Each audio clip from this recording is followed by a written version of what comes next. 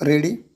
In the present case, it is not in dispute that the authorized controller was appointed by the state government in exercise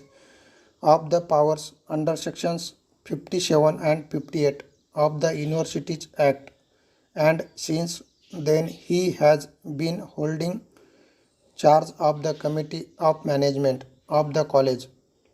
It is also not in dispute that neither the registrar at any point of time during this period nor the authorized controller neither took any steps or made any efforts to hold the election of office bearers of the committee of management. Further, it is also not in dispute that the registrar, insofar as the questions that fall for our consideration are concerned, was authorized to call a meeting of the general body of such society for electing such officer bearers if he was satisfied that election of office bearers of a society had not been held within the time specified in the rules of the at society and that he did not exercise such powers. Furthermore, it is not in dispute that the bylaws of the trust provide for such an election after every 3 years and within the time stipulated therein. The time of hold elections after expiry of the term of the last elected body got over long back, that is before 1988, and at no point of time did the registrar make any efforts or exercised his power conferred under subsection in bracket 2 of section 25 of the Act 1860 to call a meeting of the general body for electing office bearers of the committee of management as contemplated therein, as is evident from the referral order. The division bench was of the view that so long as section 25 in bracket 2 of the Societies Registration Act 1860 existed on the statute book, no mandamus could have been issued by the court directing any authority other than the registrar to hold elections of registered societies. It was further observed that a mandamus so issued would be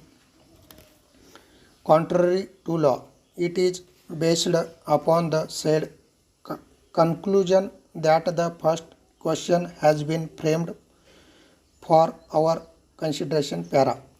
In our considered view, the conclusion reached by the division bench is based upon the assumption that section 25 in bracket 2 is firstly of a mandatory character and secondly that the same confers exclusive jurisdiction and authority on the registrar alone. Hence, it becomes pertinent to note that the powers exercisable by the registrar in terms of subsection in bracket 2 by the very nature of the power conferred is apparently directory. In nature, the power conferred on the registrar becomes exercisable upon him being satisfied that an election of office bearers of a society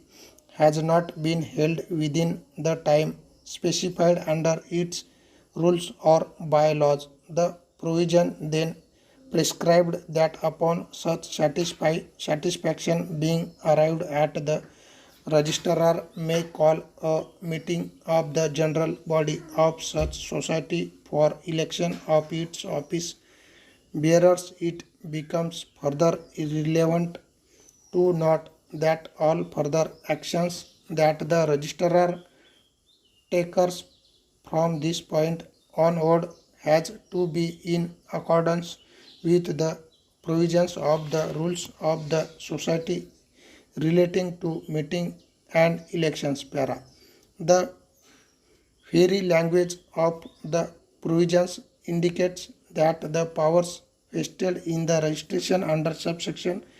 in bracket 2 is directory and permissive. Subsection in bracket 2 in our considered opinion is neither couched in mandatory terms nor it is liable to be interpreted in a manner